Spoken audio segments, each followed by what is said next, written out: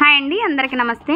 మనం తెలంగాణలో పేరంటాలమ్మ తల్లి అని అమ్మవారి యొక్క పేరు వినుంటాము. తెలంగాణలో చాలా ఫేమస్ అమ్మవారు.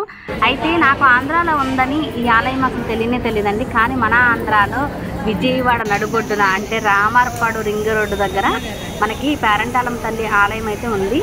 అక్కడ వెంకమ్మ తల్లిగా, పేరంటాలమ్మ తల్లిగా మన దుర్గామాత అయితే వెలిసిందని చెప్తూ ఉంటారు. ఇక్కడ చాలా విశేషంగా పూజలు అవి జరుగుతూ ఉంటాయి. అయితే ఇప్పుడు ఆషాఢ మాసం సందర్భంగా ఆషాఢం శ్రావణంలో మనకి అమ్మవారిని విశిష్ట రూపాలతో అలంకరిస్తూ ఉంటారు కదా. అలాగే శాకాంబరి దేవిగా ఈ అమ్మవారిని అయితే అలంకరించడానికి అంటే శుక్రవారం రోజుకి అలంకరణ అయితే పూర్తి అవుతుందన్నమాట. ఇప్పుడు అమ్మవారిని శాకాంబరి దేవిగా అలంకరించడం కోసం ఏ కూరగాయలని ఎలా రెడీ చేస్తారు, అమ్మవారిని ఏ విధంగా అలంకరిస్తారు, ఆ ప్రాంగణం అంతా ఎలా అలంకరిస్తారు ఈ వీడియోలో అయితే చూసేద్దాము. అయితే పేరంటాలమ్మ తల్లి దుర్గాదేవి యొక్క స్వరూపం అని చెప్పాం కదా. అమ్మవారి యొక్క రూపాలలో పేరంటాలమ్మ తల్లి, వెంకమ్మ తల్లి ఇద్దరు ఉంటారండి.